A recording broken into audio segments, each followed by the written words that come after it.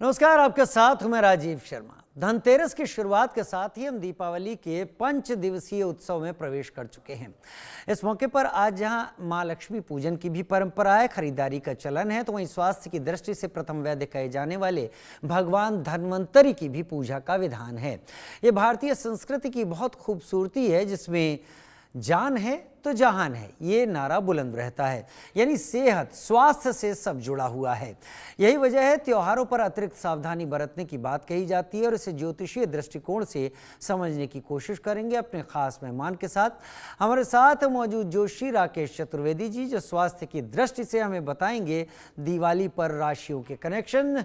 राकेश जी, बहुत स्वागत है आपका हमारे साथ जुड़ने के लिए इस खास पर्व पर, इस खास दिन पर, जो कि धन त्रयोदशी कहा जाता है। सबसे पहले तो धन त्रयोदशी के मायने क्या हैं? धन त्रयोदशी भगवान धन्वंतरी से जुड़ी है, भगवान कुबेर से जुड़ी है, या मां लक्ष्मी से जुड़ी है? विस्तार दें। धन्यवाद और सभी दर्शकों को सादर वंदन और अनंत शुभकामनाएं इस धनतेरस का। क्योंकि धन शब्द जब लग जाता है तो आज के इस जीवन में हम सब भागने वाले मां लक्ष्मी, चलित लक्ष्मी के पीछे वही अभिप्राय निकाल लेते हैं। लेकिन ज्योतिष व्याकरण यानी ज्योतिष व्याकरण जो आधार है, शास्त्रों का नेत्र है, उसके अनुसार अगर देखा जाए तो षष्ठम भाव को ज्ञात अज्ञात शत्रु कहा जाता है। और कहते हैं कि जीवन में अगर रोग है आपके अंदर, वह सबसे बड़ा शत्रु है। अगर आपके ऊपर ऋण है, वह सबसे बड़ा शत्रु है। और भगवान धन्वंतरी जो हैं, वह अमृत कलश यानी कि अक्षय कलश लेकर के हाथ में प्रकट हुए थे। और जैसा कि आपने शुभारंभ करते हुए बताया कि स्वास्थ्य के प्रथम वैद्य हैं, ये कहा जाता है कि देवताओं के वैद्य इनको धन्वंतरी देवता को कहा जाता है। और ऐसी अवस्था में यह जो पंच उत्सव है, 5 दिवस उत्सव है, जो दीपोत्सव है, यह सिर्फ मां लक्ष्मी को प्रसन्न करने के लिए नहीं है, यह पंचभूतों को साधने के लिए है। यानी हमारे शरीर का सबसे बड़ा जो धन है, जो हमारा सबसे बड़ा ऐश्वर्य है, वह है आरोग्यता, यानी रोग से मुक्ति, रोग ऋण से मुक्ति। उसके लिए यह त्रयोदशी तिथि अत्यंत महत्वपूर्ण है। और इस दिन आप धन के पीछे भागना छोड़ करके अगर आप स्वास्थ्य धन को पाने के लिए प्रयास करना शुरू कर देंगे तो जीवन आपका धन्य हो जाएगा। और जिस धन धान्य सौभाग्य, जब हम धन धान्य कहते हैं तो धन अभिप्राय हमारी जरूरत के अनुसार चलित लक्ष्मी, धान्य इतना कि जो हमारे शरीर को पोषण दे सके यानी अन्न, और सौभाग्य यानी कि हमारा शरीर हष्ट पुष्ट रहे, जिससे चलित लक्ष्मी का सौभाग्य सुख भोग सके, इसको हम धन धान्य की प्राप्ति कहते हैं। तो उसकी प्राप्ति के लिए धन्वंतरी देवता का धन की इच्छा ना रख करके स्वास्थ्य धन यानी प्राथमिक धन जो हमारा है, उसको लेकर के अगर हम पूजन करेंगे तो यह दिन और पुनीत हो जाएगा। इसकी जो अमृत वर्षा है, वह वाकई में हम उसके अमृत बूंदों को हम ग्रहण कर पाएंगे। राकेश जी, आजकल क्या हो देखा जाता है कि तकरीबन हर घर में एक कोना दवाइयों का रहता ही रहता है। वहां पर दवाइयां होती ही हैं और मौसम भी बदलता रहता है। लेकिन कई लोगों के पास कुछ ऐसे रोग होते हैं जो असाध्य तो नहीं है, लेकिन वो रोग ठीक नहीं होते और वो लोग उसी के उसमें रहते हैं।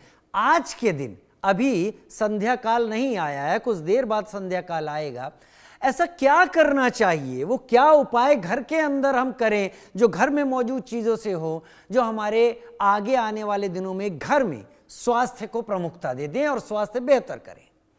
बहुत उत्तम प्रश्न है। और मुझे लगता है कि आज के इस भाग दौड़ के जीवन में, जैसा कि आपने कहा कि हर घर में दवाएं हैं कोने कोने में, और इससे भी हट करके कई घरों में हमने देखा है कि हॉस्पिटल और डॉक्टर बदल बदल के परेशान हैं, लेकिन वह आरोग्यता जिसकी उन्हें तलाश है वह मिल नहीं पा रही है। और प्रभु धन्वंतरी देवता के लिए कहा गया है कि इनको देवताओं का वैद्य कहा गया, यानी देवताओं के लिए जो औषधियां प्रदान करने वाले हैं वह प्रभु धन्वंतरी हैं। और इनके हाथ में जो कलश है वह पीतल का है। एक चीज आपको आपके पुरातन समय से सनातन ऐसा है कि जो स्तंभ है, अगर आप उस स्तंभ को पकड़े रहेंगे तो अपने आप ही आप मजबूत रहेंगे। हमारे पुरातन समय में जो भोजन बनता था पाकशाला में, उसमें ज्यादातर बर्तन जो होते थे वो पीतल के होते थे।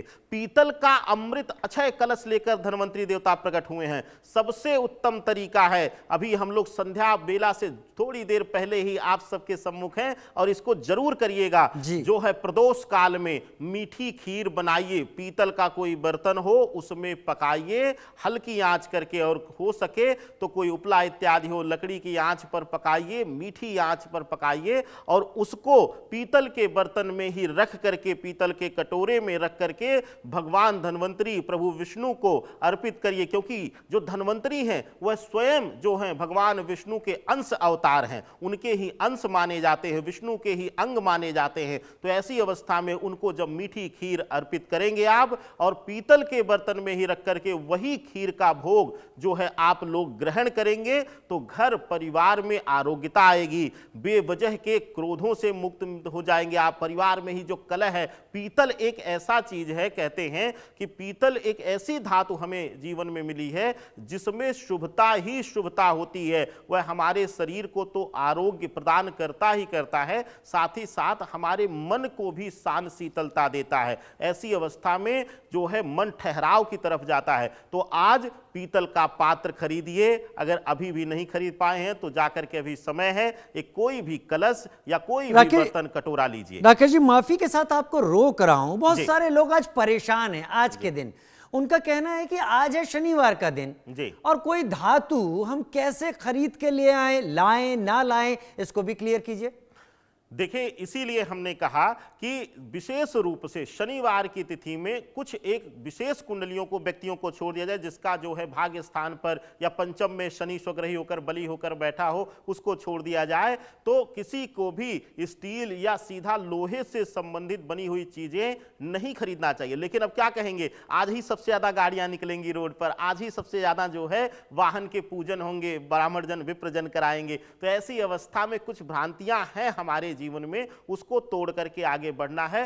पीतल एक ऐसी धातु है जिसमें सूर्य, मंगल, गुरु एक साथ विराजमान होते हैं और यही तीन ग्रह ऐसे हैं, यही तीन ग्रहों को जो है आरोग्य प्रदाता, बल प्रदाता और जो है पौरुष प्रदाता कहते हैं। तो ऐसी अवस्था में अगर आप किसी भी तरीके से भ्रमित थे कि मेटल नहीं खरीदना है, पीतल आंख बंद करके खरीद सकते हैं। और एक चीज और आपके इस मंच से मैं बोलूंगा कि जिन लोगों ने इसको एकदम से फैला रखा है कि आप कुछ खरीद लीजिए, धनतेरस है, नहीं है कुछ नहीं खरीद सकते हैं, हो सकता है धन हो, समय ना हो, नहीं पहुंच पाए हों, जैसा कि आप भी अभी स्टूडियो में बैठे हैं, हो सकता है अभी और लंबा आपको जो है कार्य आपको करना है। तो ऐसी अवस्था में परेशान मत होइए। घर में अगर कोई पीतल का पात्र पड़ा हुआ है तो गंगा जल से उसको शुद्ध करिए, धुलिए और उसी में भोग लगाइए भगवान धन्वंतरी को। और घर के बाहर सरसों के तेल का दिया आज से प्रज्वलित होना शुरू होगा, इसको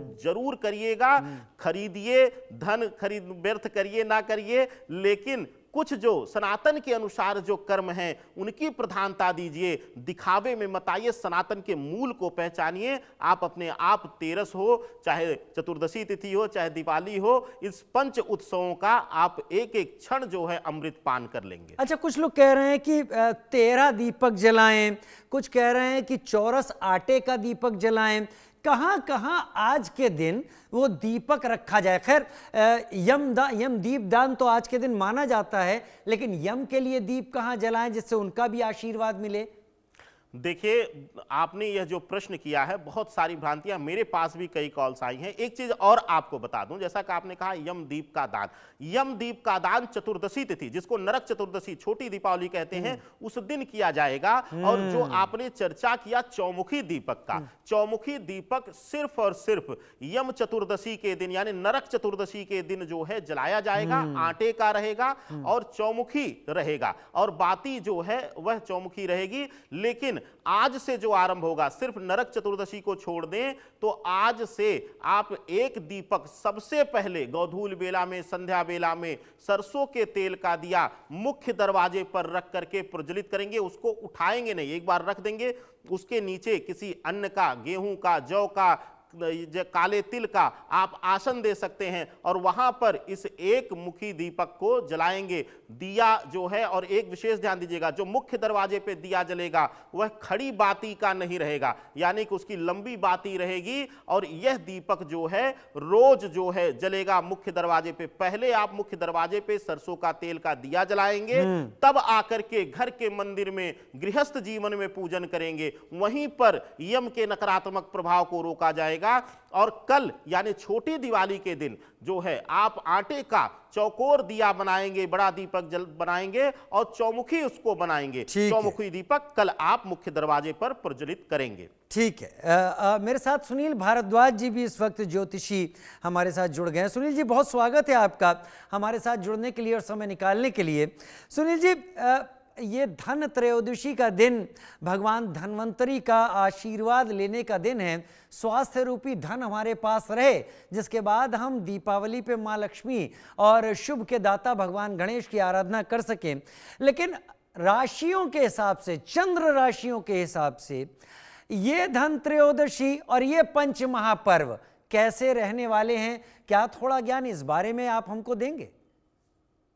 जी बिल्कुल बता दें, क्योंकि हम आयुर्वेद चिकित्सक हैं।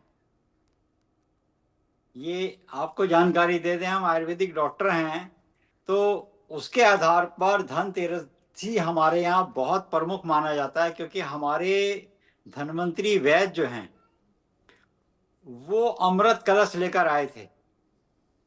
और आज का दिन इतना प्रमुख है कि आज के दिन अगर कोई व्यक्ति अपने घर में जो भी सामान लाता है वो 13 गुना बढ़ती है। इसलिए दीपावली के दिन, आज के दिन लाई हुई चीजों को बढ़ोतरी होती है। और आपको बता दें, हमारे जो शरीर है, इस शरीर में 13 ही वेग हैं। हम एक्यूप्रेशर में या टैपिंग करते हैं ना, जो यहाँ पे टैपिंग करते हैं ये, और ये इसलिए करते हैं कि शरीर में हमारे जो ब्लैक होल्स होते हैं वो भी यहाँ पर 30 नहीं है। और हम उसको खोलते हैं। इसीलिए हमारे यहाँ एड़ा और पिंगला एक नाड़ी होती है, सुषुम्ना नाड़ी, तो इसको जागृत करा जाता है इन 5 दिनों की अवस्था में। ये 5 दिन हम करने के बाद अपने शरीर के अंदर जो है कुंडलनी जागरण करते हैं।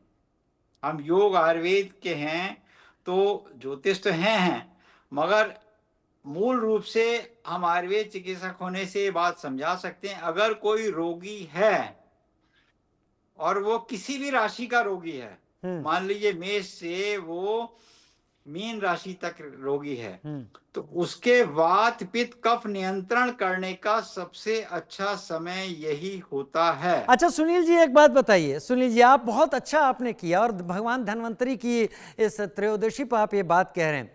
अगर मैं गलत नहीं हूं तो बाईं तरफ से सांस लें ये एड़ा है, दाईं तरफ पिंगला है, और जब दोनों साथ में चलती हैं तब सुषुम्ना है।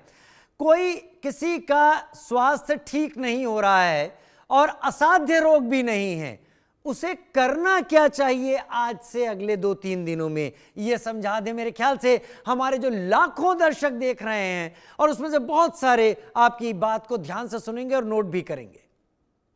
देखो, वातावरण जो है मिक्सिंग हो चुका होता है नवरात्रों से। दशमी आती है और उसके 20 दिन बाद दीपावली का पर्व होता है। अमावस्या की रात अंधकार को दूर करने के लिए मात्र एक प्रकाश के किरण की आवश्यकता होती है। ठीक इसी प्रकार अपने शरीर के अंदर वो ज्योत प्रज्वलित करनी होती है और ज्ञान का उपार्जन लेना होता है। गणपति, लक्ष्मी, कुबेर, नारायण, हनुमान जी की पूजा जो हम करते हैं दीपावली की रात को, वो निरोग काया के लिए करते हैं। यम का दीपक जब हम जलाते हैं तो 5 दिनों में यम का दीपक जलाते हैं, अकाल के गाल में ना जाए। अब इसका सूत्र क्या है? अपना वात पित्त कफ नियंत्रण रखना होगा। और वात पित्त कफ, जैसे आपने कहा एड़ा पिंगला सुषुम्ना, सुषुम्ना नाड़ी देखने का बड़ा अच्छा तरीका है। सुषुम्ना नाड़ी में जो ब्राह्मण है वो बहुत अच्छे से समझते भी हैं इस बात को। जो वाक्य ब्राह्मण ने सुषुम्ना नाड़ी के समय बोल दिया वो वाक्य सही होगा।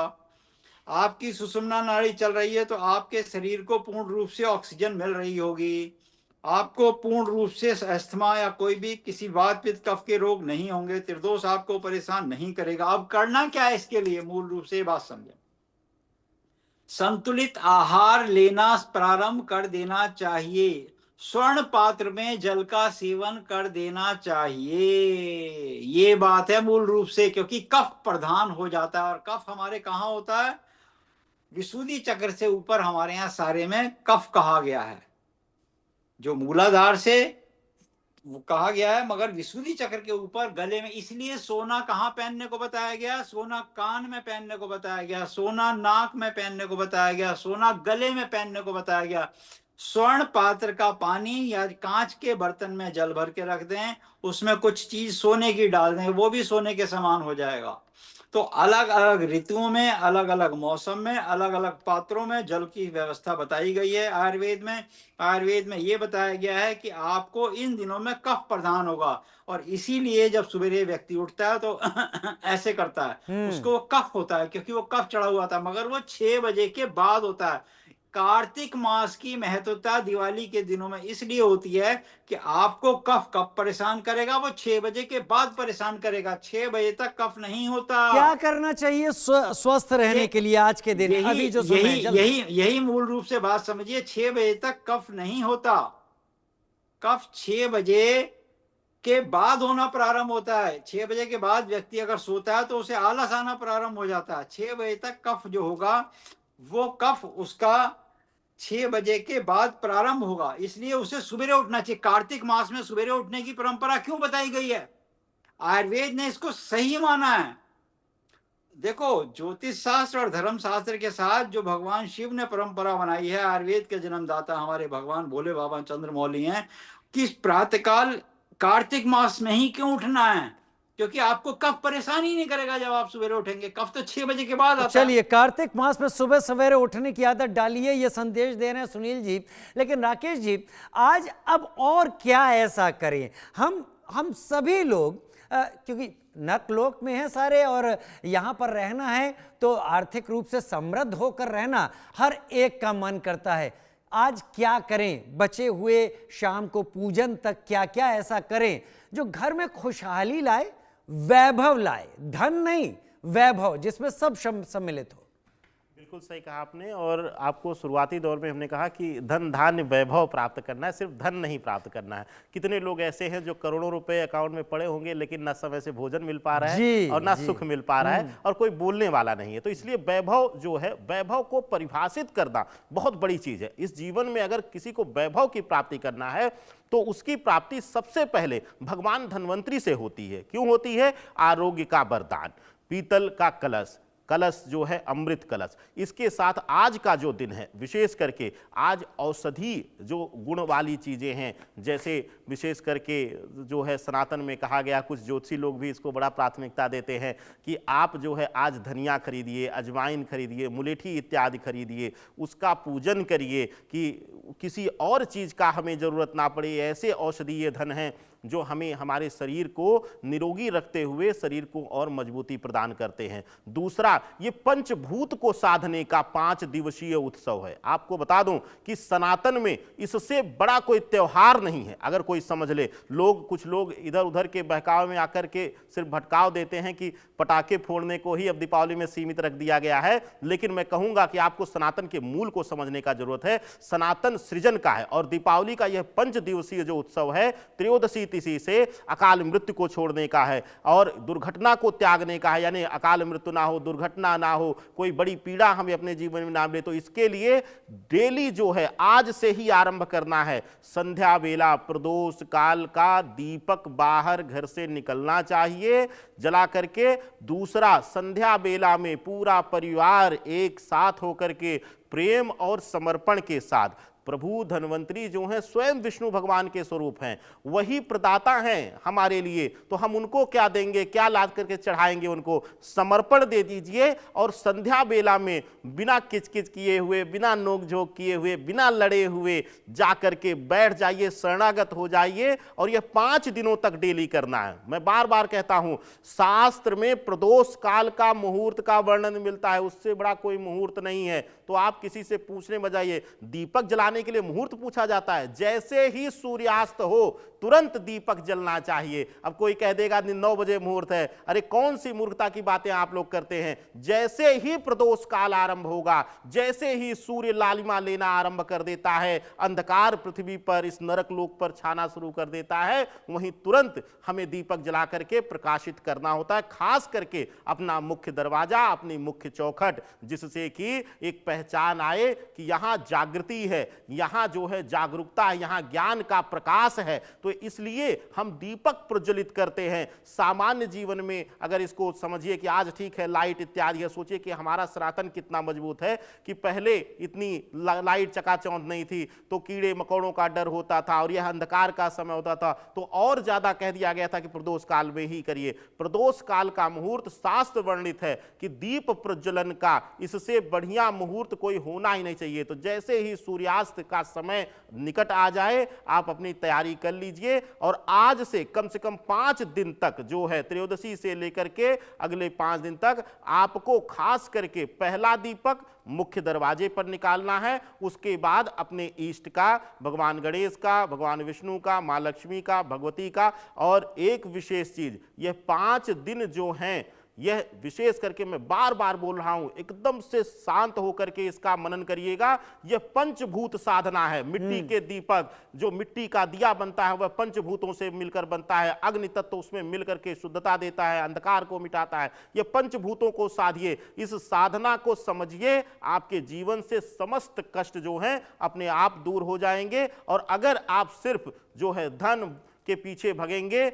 लिक्विड मनी के पीछे भगेंगे, चलित लक्ष्मी के पीछे भगेंगे, तो आप हमेशा परेशान रहेंगे। आप उस मूल वैभव की प्राप्ति फिर नहीं कर पाएंगे, कहीं ना कहीं उससे दूर भटकते रहेंगे। दिए की लौ का भी कुछ खास ध्यान रखना होता है, जो गेट पे रखी जाए उसकी लौ किस दिशा में हो, कई लोग इस बारे में भी बात करते हैं। राकेश जी बिल्कुल, बहुत अच्छा प्रश्न है। मुझे लगता है कि यह बहुत व्यवहारिक जीवन से आप पूछ रहे हैं, आप अपने जीवन में इसको आपने जिया होगा। एक चीज आपको बता दें, जब भी संध्या बेला का दीपक जलाया जाएगा वह पश्चिम मुखी रहेगा, लेकिन जो बाहर घर के दरवाजे के दीपक आप जलाएंगे वह दक्षिण मुखी रहेगा। यानी कि जो घर के बाहर का दिया है, जो मुख्य दरवाजे का दिया है, उसको दक्षिण मुखी रखना है। और घर में जो दीप प्रज्वलित करेंगे आप, वह इन 5 दिवस किसी भी प्रकार, चाहे मुख्य मंदिर में हो या घर में सजावट के लिए करें, आप उसको पश्चिम मुखी रखेंगे। यह विशेष ध्यान आपको देने की जरूरत रहे। और अगर आप सही दिशा, उस दिशा की सही ऊर्जा लेना शुरू कर देंगे तो यही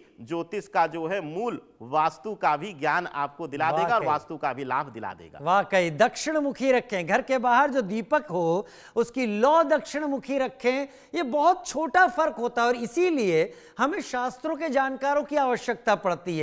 देखा देखी में कुछ भी कर देना और फिर बाद में ये कहना कि इतना सब कुछ करने के बाद भी चीजें मन मुताबिक नहीं दिख रही, तो हम कहीं ना कहीं ऐसी गलती कर रहे होते हैं। सुनील जी, कहा जाता है कि हमारे घर से बाहर जो वातावरण है उसमें जो प्रदूषण है, कई बार घर के अंदर उससे ज्यादा प्रदूषण पाया जाता है। आज का दिन क्योंकि धन त्रयोदशी का है, भगवान धन्वंतरि का दिन है, तो आज के दिन हम ऐसा घर में क्या करें, ऐसा घर में क्या उपाय करें, कौन सी ऐसी धूनी जलाएं, किन किन चीजों के सम्मिश्रण करके घर में दिखाएं जिससे घर के अंदर का वातावरण शुद्ध हो जाए। देखिए, यहाँ पर हमारे आयुर्वेद में भी बहुत ज्यादा जोर देके बताया गया है कि गऊ का उपला वो शुद्ध है। उसके ऊपर कहा गया है जैसे जटामासी है, बेलगिरी है, और हमारे यहाँ कुछ जो हवन सामग्री में जैसे कुछ सारी औषधियां पड़ती हैं, उन औषधियों का जिक्र है। गूगल है, लोबान है, इनको जलाने से रोगों का निवारण होता है। ये आपके वातावरण को शुद्ध करता है और साथ में ही कहीं ना कहीं आपके घर में किसी भी प्रकार का कोई दोष होता है तो उससे आपको मुक्ति दिलाता है। और नेगेटिव एनर्जी जो इन दिनों में सबसे ज्यादा चलती है, इन दिनों में चलती है नेगेटिव एनर्जी। कुछ लोग तंत्र साधना करते हैं, कुछ लोग मंत्र साधना करते हैं, कुछ लोग ऊपरी हवाओं को चला देते हैं, कुछ लोग किसी को वशीकरण करने के लिए कुछ मंत्र जाप कर रहे हो, तो वो एनर्जी आ रही होती है, वो कहीं कहीं यूनिवर्स में से घूम रही होती है, वो उसके अफेक्ट करती है एरिया में, तो घर तक भी आती है। तो उससे बचने के लिए आपने उसको निकालना नहीं है, बाहर नहीं निकाल के रखना, आपने अपनी प्रोटेक्शन बहुत ज्यादा बढ़ा देनी है। आपने अपने आप को बहुत ज्यादा स्ट्रांग करना है, तो उसको स्ट्रांग करने के लिए लोबान है, गूगल है, इस तरीके की जटामासी है। जटामासी बहुत ज्यादा काम करती है, बहुत सारे रोगों का निवारण करती है। बेलगिरी है, बेलगिरी बहुत ज्यादा। इंद्र जौ कहे गए हैं हमारे, एक तो जौ नॉर्मल होते हैं, इंद्र जौ थोड़े से लंबे होते हैं। काले तिलों का जिक्र किया गया है, गोलगिरी का जिक्र किया गया।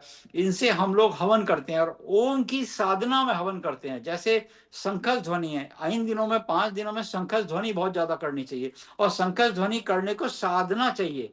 उससे आपके लंग्स मजबूत होते हैं, क्योंकि इस समय पॉल्यूशन एरिया है, इस समय पॉल्यूटेड एरिया हो जाता है, तो शंखस ध्वनि करनी होती है। और शंखस ध्वनि जो व्यक्ति, हम कहते हैं 30 सेकंड से अगर कोई ऊपर कर रहा है शंखस ध्वनि, या कोई 1 मिनट तक कर रहा है, तो उसके लंग्स बहुत बढ़िया होंगे। तो वो शंखस ध्वनि करनी चाहिए वातावरण में। शंखस ध्वनि का एक तो उसकी ध्वनि करने से नकारात्मक ऊर्जा स्वतः दूर भाग जाती है। जैसे अंधकार रूपी कमरे में मात्र प्रकाश के किरण को अंदर ले आओ, अंधकार को उठा के बाहर नहीं रखना, मात्र प्रकाश की किरण को अंदर ले आओ, अंधकार स्वतः बाहर चला जाता है। इसी तरीके से संकल्प ध्वनि करने से उस ध्वनि के कारण वो नकारात्मक ऊर्जा, जैसे चंद्र घंटा की ध्वनि होती है ना माता की, तो वो उस घंटा की ध्वनि होती है, इसीलिए घंटी बजाई जाती है। घंटी गरुण है, गरुण अनेक भय से रक्षा करें। तो घंटे ध्वनि हो गई, संकल्प ध्वनि हो गई, घंटे घड़ियाल हो गए, और उसके बाद धुनी हो गई। इन धुनी को रमाने से उससे वातावरण शुद्ध होता है। उससे लोग कहते हैं पोल्यूशन, वो पोल्यूशन कई नहीं करती चीजें है, वो हैं, कई पोल्यूशन। बातें हैं। देखिए अच्छा, जो सुनील जी इसमें बता रहे हैं, आपको हम शंख की ध्वनि भी सुना सकते हैं। जो राकेश जी हम बता रहे आपको- हैं, शंख की ध्वनि करें, या भीमसेनी कपूर हो, पीली सरसों हो, ये बाकी जो उपाय हैं घर में, या फिर हवन सामग्री हो, ये घर का वातावरण बहुत बेहतर करते हैं। राकेश जी आपका, सुनील जी आपका बहुत धन्यवाद। आप दोनों जुड़े, दर्शकों तक वो जानकारियां पहुंचाई जो दर्शक अपने आप ज्ञात नहीं कर पाते। बढ़ते हैं आगे इस वक्त की हेडलाइंस के साथ। बड़ी खबर के सह प्रायोजक हैं असली